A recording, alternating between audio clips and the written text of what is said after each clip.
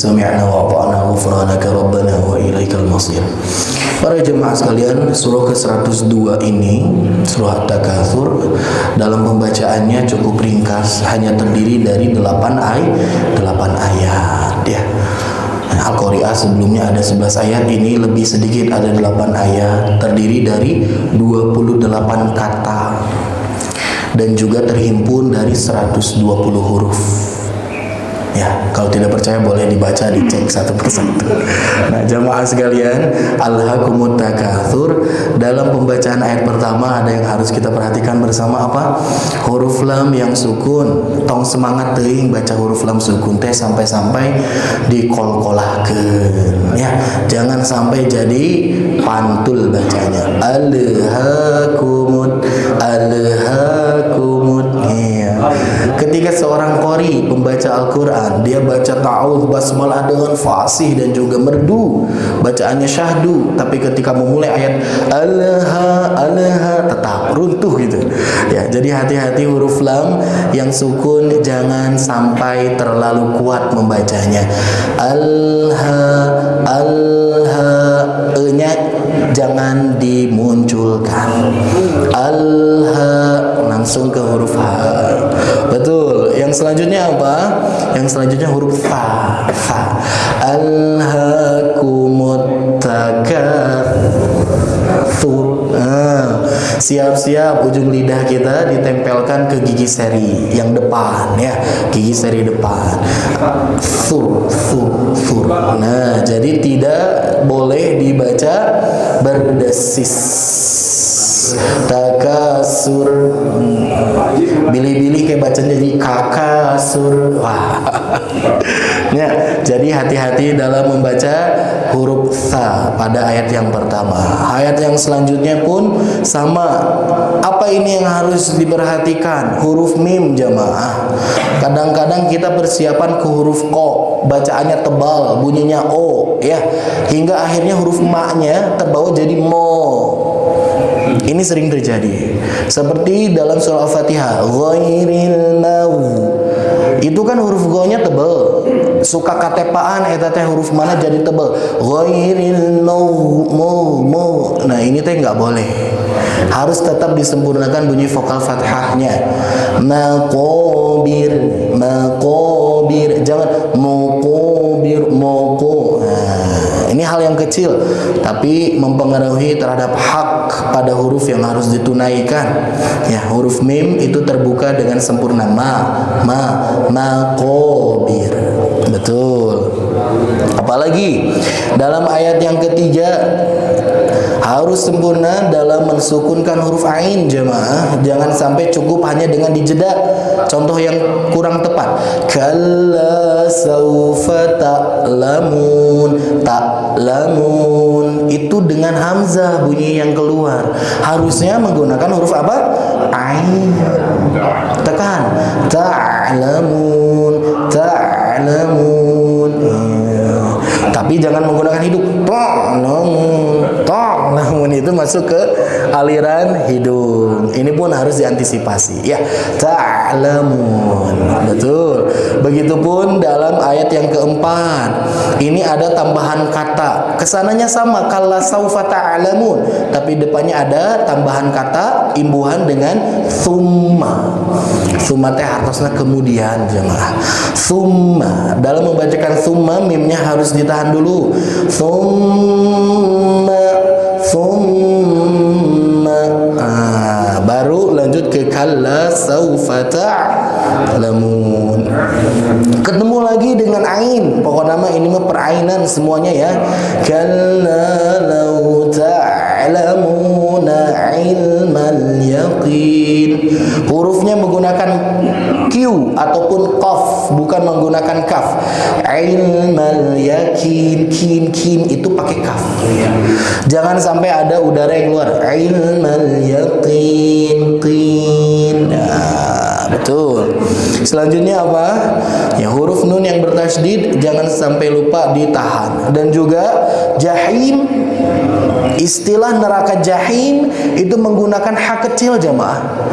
Jadi bukan karena jahannam. Kalau jahannam menggunakan ha besar, jahim pun menggunakan ha besar. Sehingga nunging sieunan gitunya, neraka jahim. Padahal jahim. Lembut tapi menyakitkan. Menyakitkan kalau ada orang-orang yang masuk ke dalamnya. Jahim menggunakan ha, jahim, hahi. Nah, yang menyebutkan huruf ha kita maksimalkan untuk setipis mungkin, namun jangan sampai menyentuh sehingga ada getaran. Hilangkan itu. Jahim, jangan, itu jadi kho. Jahim. Iya. Ayat ke-7 sama, ini juga ada huruf mim, ada huruf nun, dua-duanya tasydid, maka kita harus menahan bacanya.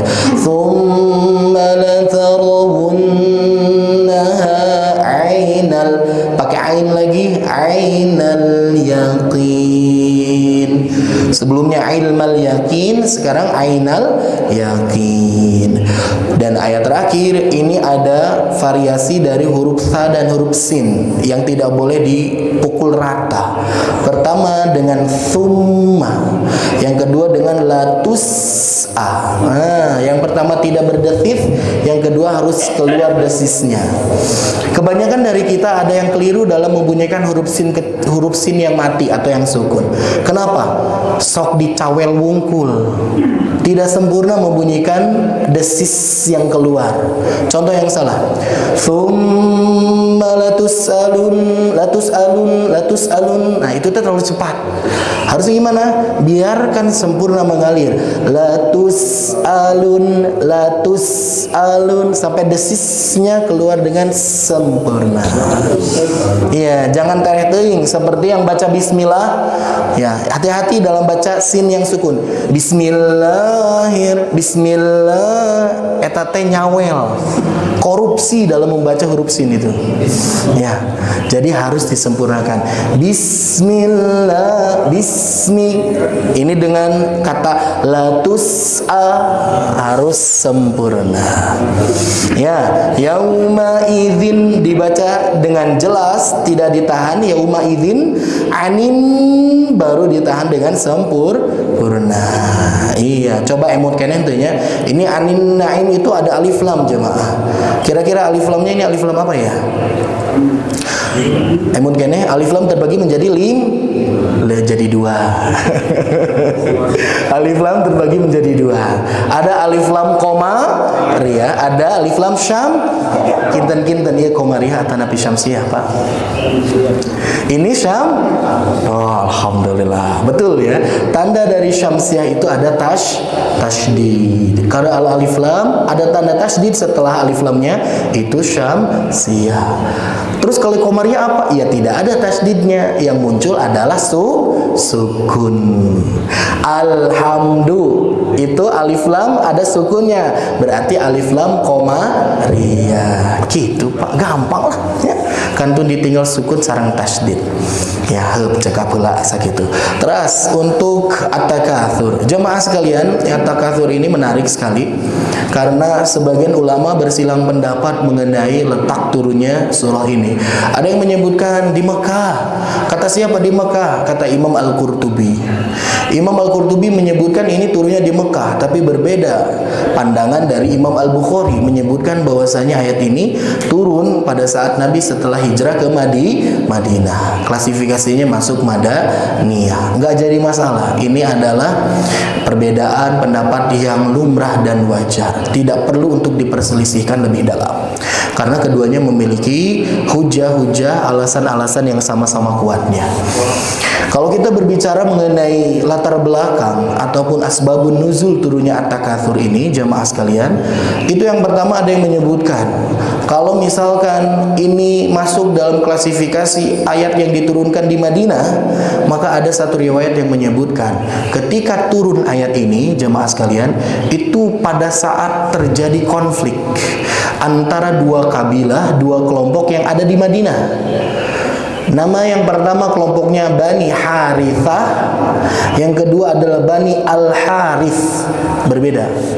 antara Harithah dan Al-Harith. Mirip namanya, tapi keduanya kelompok yang berbeda. Mereka itu berkonflik. Setelah berkonflik tentu ada adu gengsi, adu pamor, adu kehebatan, membangga-banggakan kelebihan di antara satu kaum dan kaum yang lainnya. Saur Bani Harithah teh nyebatkeun, "Yeuh, tingali kelompok anjeun mah alit, kita mah kelompoknya sangat besar. Orang-orangnya terpandang.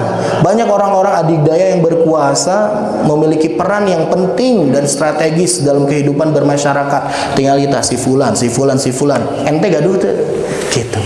Kata Bani Al-Haris, "Jangan kalah, jangan salah. Siapa yang menentukan dan menemukan tentang hal ini, karya ini." Jadi beradu pamor di situ. Tidak berhenti sampai situ jamaah sekalian. Sampai-sampai keduanya kekeh ingin menonjolkan dan membuktikan yang terbaik di antara mereka, hingga dibawa keduanya kemana? Ke kuburan. Bade naon ka kuburan teh? Sanes bade ziarah kubur. Sanes bade dikrotul maut, bukan untuk tazkiratul maut, mengingat kematian, tapi untuk apa? Ngalanjutkeun adu pamer egonya tuh di kuburan. Kumaha maksudna? Yeuh tingali, ente gaduh teh ya. Kepala suku kami dulu itu orang yang terpandang, ngalebetkeun emas lagi nalika dikantunkeun tah. 1 kilo 2 kilo dilebet lagi. Beunghar. Anu beunghar teh ti anjeun gitu. Bahasa kita seperti itu. Di kelompok saya nih, tahu nggak, unta yang paling bagus, kendaraan yang begitu kuat dan juga luar biasa gagahnya ini dimiliki oleh si fulan. Kamu punya nggak? Pokoknya mah ngagul-ngagul kajalmi nutos ngantun ke gitu. Lalu di zaman orang mah tinggal ya kuburan Firaun. Sakitu megahna, sakitu luar biasa. Nah, apalagi tempat tinggal dia ketika hidup tah maut nage di ruang di tempat kitu cenah. Anu ngelehkeun teh Firaun gitu. Jadi ada yang menyebutkan juga untuk wisata religi ke arah Mesir, khususnya melihat kuburan-kuburan kuno, itu tidak dianjurkan kalau kita tidak mengambil hikmah tazkiratul maut. Kalau hanya sebatas ingin melihat hoyong terang segala rupa ulah, tapi kudu ditambihan, diberatkan hati kita. Tuh tinggali Firaun wege anu beunghar, nu jaya, nu kuat, nu kawasa, akhir-akhirna mamaot sapertos kitu. Urang ge teu leuwih beda hati kitu. Nah, kedah nama gitu ya, bukan untuk jadi ajang pamer-pameran. Hingga turun ayat alhaakumut takatsur hatta zurtumul maqabir gitu. Tapi ada yang membantah riwayat ini teh riwayat yang kurang kuat, katanya dhaif. Ditambah pada saat Nabi hijrah ke Madinah, pada saat itu kan kabilah-kabilah di Madinah itu sudah lembut hati mereka. Suku Aus dan Khazraj saja sudah dimuakhohkan, sudah dipersaudarakan oleh Nabi Muhammad SAW. Konflik-konflik ego yang seperti ini sebetulnya sudah tidak ada. Termasuk dua kelompok Bani Harithah dan juga Al-Haris, ini mereka tidak berkonflik, maknya teuing atau ayah Nabi berkonflik. Nah, ada yang menyebutkan riwayatnya ini tidak bisa pertanggungjawabkan. Ini untuk menambah khazanah saja untuk kita pengetahuan. Yang kedua, ada yang menyebutkan Imam Al-Qurtubi, beliau itu condong menyebutkan ini asbabun nuzul, ayat ini, surah ini, khususnya ayat pertama, ayat kedua itu ditujukan kepada para pedagang jamaah, para pebisnis, orang-orang yang berniaga dalam menjejerkan, dalam memberikan deskripsi, menjelaskan terhadap dagangan mereka. Kadang-kadang suka berbangga-bangga dengan dagangannya gitu. Di antara satu kios dan kios yang lain kan ini sudah lumrah Pak, untuk menarik perhatian dari minat pembeli itu kan. Nih barang yang saya keluarkan nih barang yang nomor 1, nggak ada KW-nya, kualitasnya premium, harganya murah. Saurna samping teh murahan di dia. Sekarang di sini ini nih walaupun rada mahal tapi dapat bonus. Meser acuk dapat mobil angkot. Ya, ibu-ibu berbangga-bangga dengan koleksi tasnya. Nih saya tasnya merek Gucci, saya juga Gucci. Ka masjid teh barurat nyandak Gucci eta dijadikeun tas Pak. Ya, berbangga-bangga seorang pedagang seperti itu. Toh meser didinya mah sebenarnya biasa di Subang, itu saya di Cianjur. pandan wangi istilahnya gitu. Nah, suka ada para pedagang ini yang mereka bersilat lidah membangga-banggakan terhadap apa yang dijual agar apa? Agar bisa dibeli dan laku. Nah, ini teh nggak boleh gitu teh gitu. Tong teng teuingeun. Kalau misalkan ingin menyebutkan penjelasannya, ya sudah penjelasan yang nyata dan real. Kalau bagus sebutkan bagus kata Nabi, kalau buruk pun tong dihade-hade, sebutkan kekurangannya apa. Bahkan kata Nabi seorang pedagang itu nggak boleh dia mencampur adukan satu wadah dari gandum yang kualitas premium yang bagus dan juga gandum yang udah mulai busuk, nggak boleh disatukan, harus dibedakan biar orang-orang itu bisa memilih. Kan teu sadaya jalmi gaduh artos nu seueur nalika meser beas teh saya mah cukup kudu 11.000. Nah kualitasna ieu punten we seueur kutuan cenah. Ini 14 ya rada bodas nya, tapi aralit keneh bulir-bulirna ya nu 20.000 sakilo para ranjang di Imam Sahwab langsung wareg misalkan ya. Nah itu kan berbeda-beda sesuai dengan kebutuhan orang yang akan membelinya.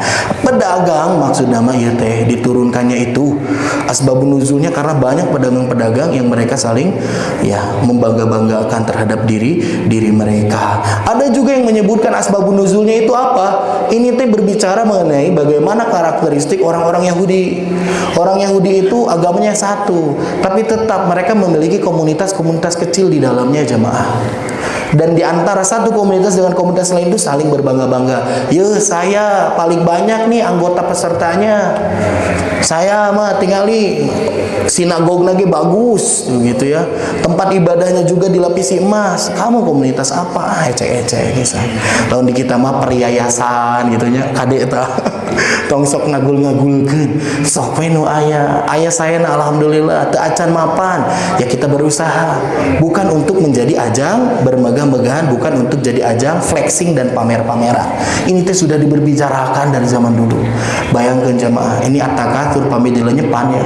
Ngobrolkeun tentang bagaimana kehidupan orang-orang zaman dulu tentang pamer-pameran itu sudah diceritakan dalam Quran 14 abad yang lalu. Dan kata Allah, alhaakum, telah melalaikan kalian apa? At-takatsuru, bermegah-megahan.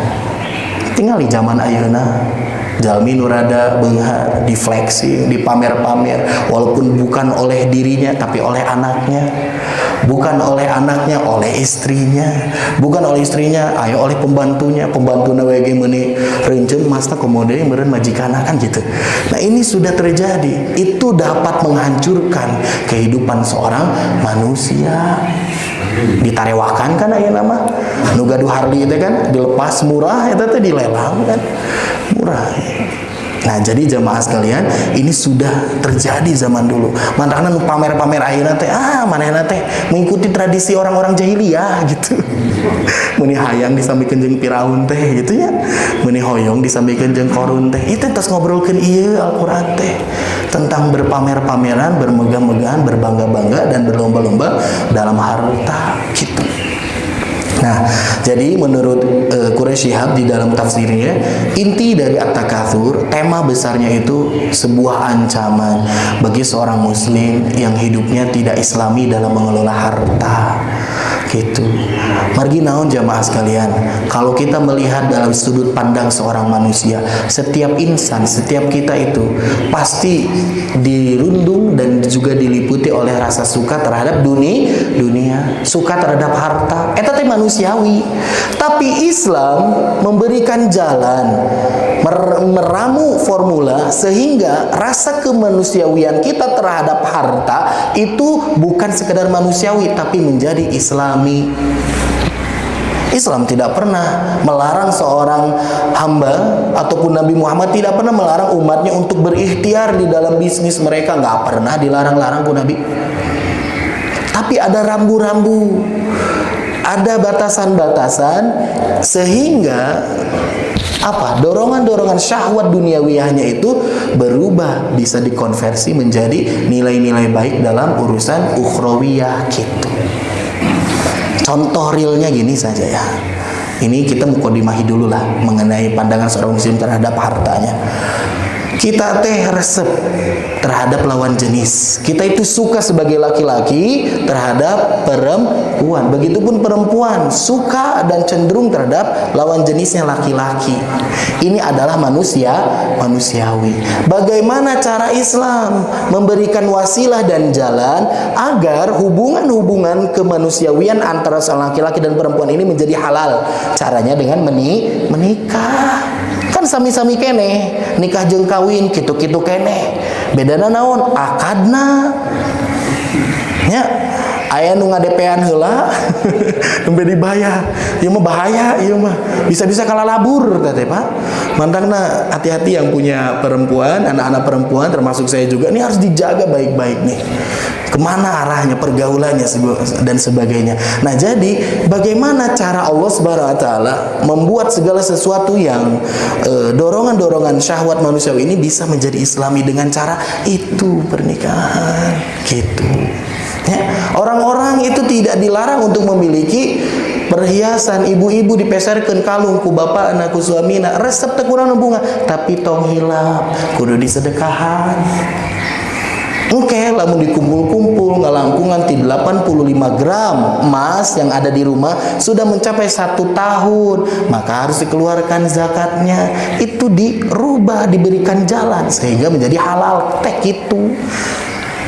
Jadi tidak dipotong seperti agama sebelah yang ada menyebutkan kalau menjadi seorang petinggi dalam urusan agama, seorang ustadna gitu, teu beunang kawin gitu.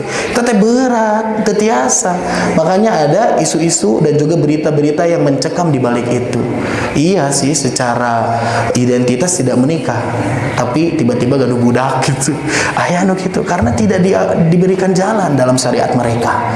Nah, tapi Islam begitu sempurna jamaah sekalian. Jadi tidak dilarang untuk mencari harta. Yang tidak boleh itu apa? At-takatsur. Kata Imam As-Sa'di, makna dari at-takatsur itu apa jamaah? Kalau dalam departemen agama kita memberikan istilah ataupun arti at-takatsur itu bermegah-megahan. Tapi istilah lain ataupun makna lain dari at-takatsur itu bisa diartikan dengan berbangga-bangga, membangga-banggakan, ataupun apa? Ataupun berlomba-lomba. Kan ayat fastabiqul khairat itu mah berlomba-lomba dalam hal kebaikan. Itu mah boleh, bahkan dianjurkan gitu. Bahkan berlomba-lomba itu sebetulnya bukan dengan orang lain tapi dengan diri kita sendiri. Berlomba-lomba melawan hawa nafsu itu yang lebih berat jemaah.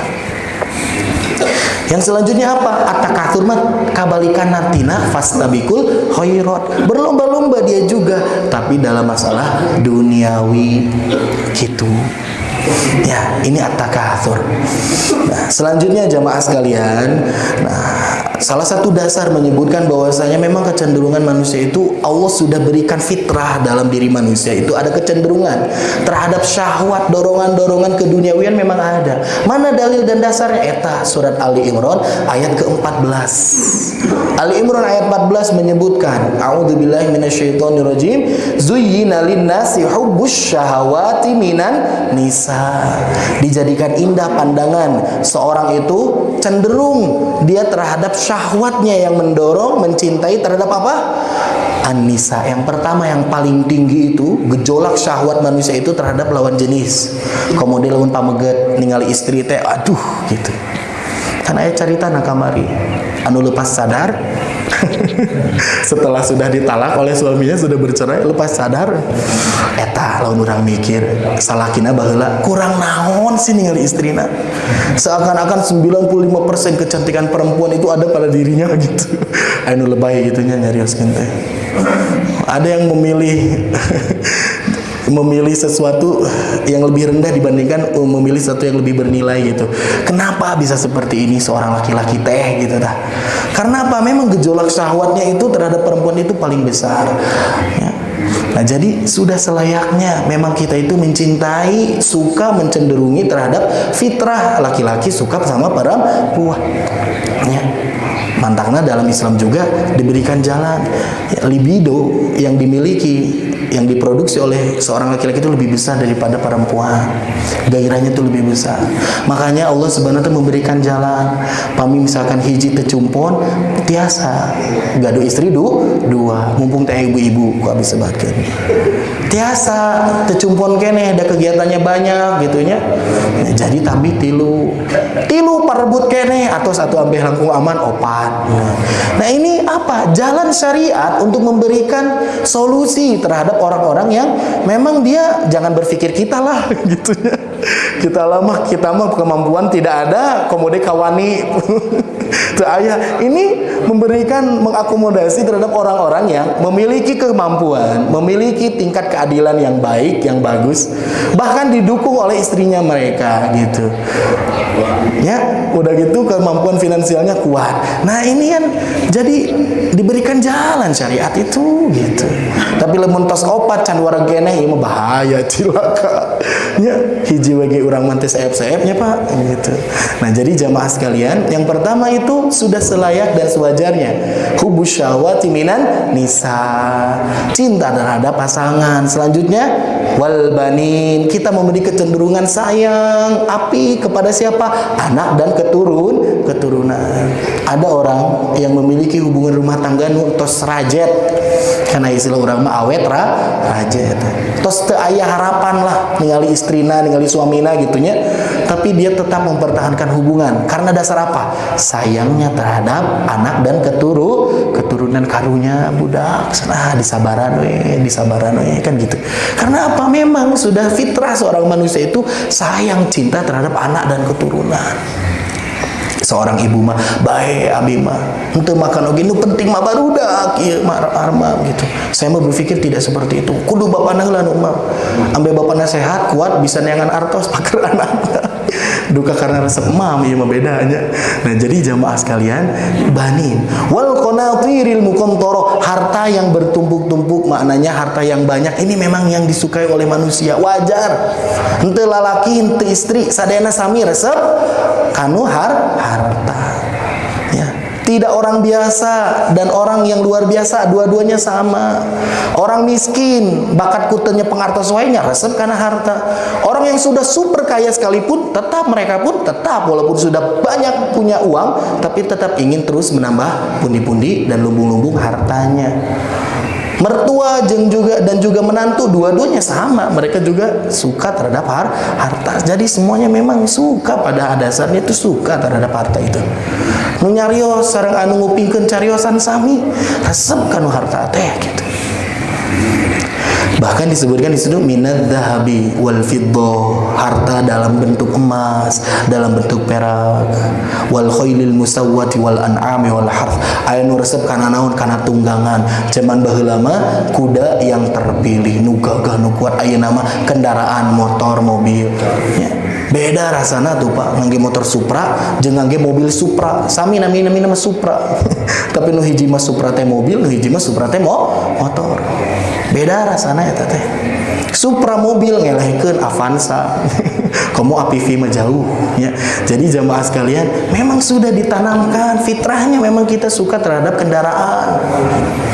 Wal khailul musawwamati wal an'am, aya nu resep teh ka serang, aya nu resep teh ka hewan ternak, itu teh wajar gitu. Tapi bagaimana cara agar seorang muslim itu tidak membuat harta yang dia punya itu menjadi sumber kelalaian dirinya kepada Allah, itu yang harus diatur gitu. Nah eta intina mah gitu.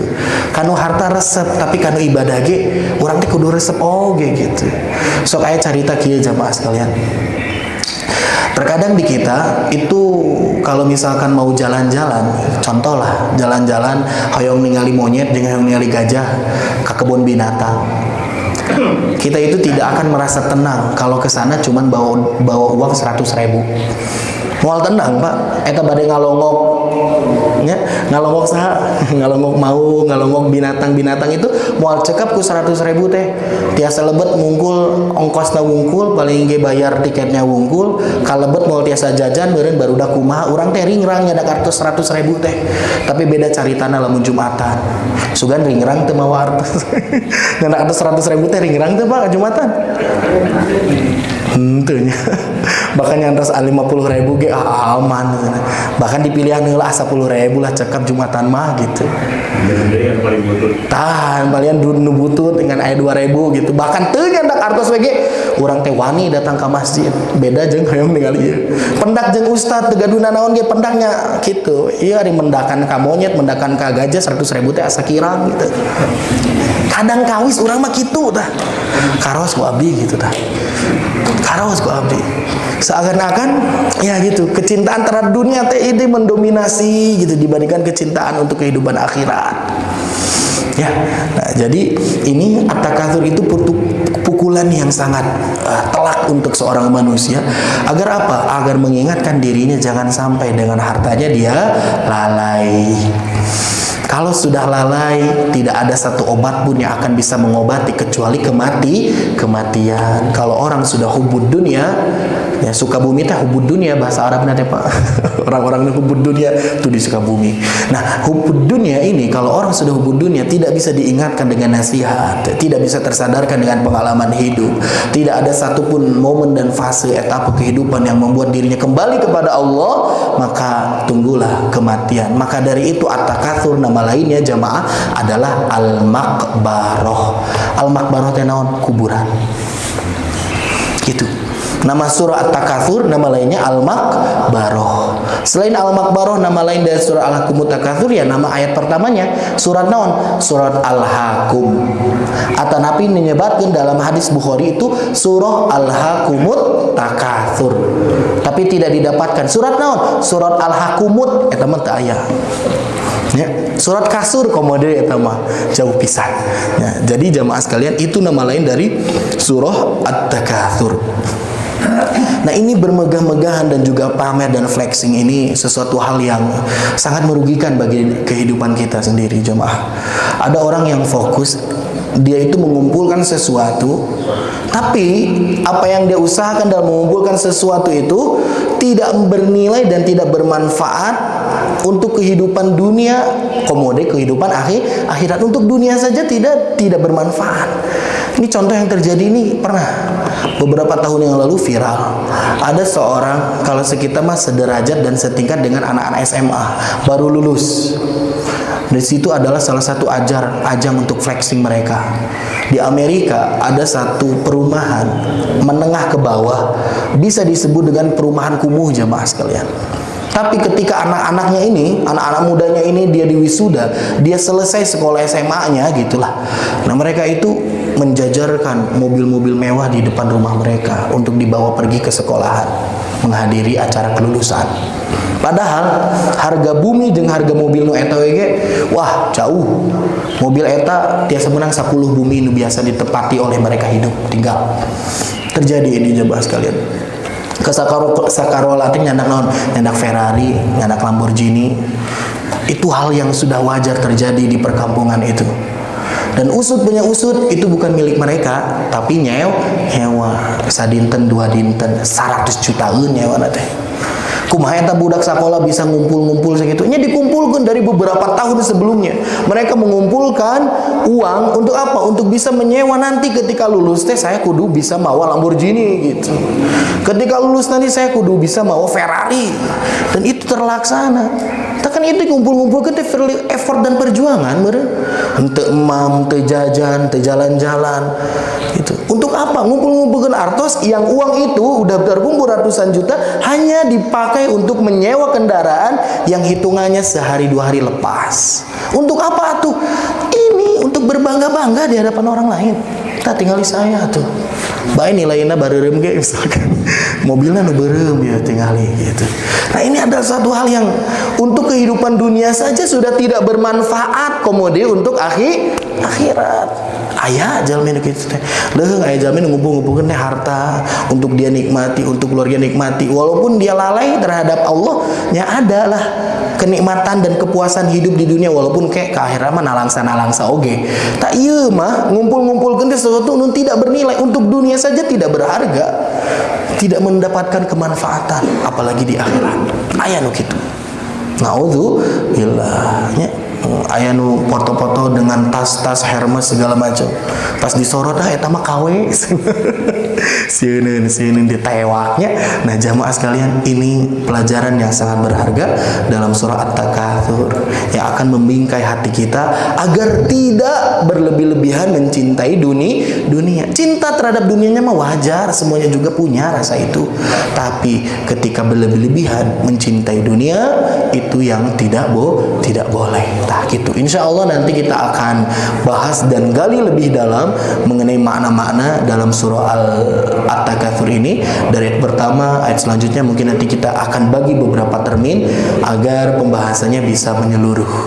Barangkali itu jamaah sekalian dapat sampaikan. Mohon maaf atas segala kesalahan dan kekurangan. Mudah-mudahan ada manfaatnya, dan juga mudah-mudahan Allah Subhanahu wa taala senantiasa membimbing hati kita agar kita diberikan jalan-jalan terbaik dalam kehidupan. Segala apapun yang kita inginkan, hajat-hajat kita, selama itu akan mendekatkan kepada Allah, mudah-mudahan itulah yang dikabulkan oleh Allah Subhanahu wa taala. Dan kita memohon segala hajat, keinginan kita yang mungkin akan menjauhkan diri kita dari Allah, mudah-mudahan Allah tidak kabulkan saja, agar kita menjadi hamba-hamba yang senantiasa taat, senantiasa dekat, dan senantiasa bertakwa kepada Allah Subhanahu wa taala. Amin ya Allah ya rabbal alamin. Wassalamualaikum warahmatullahi wabarakatuh.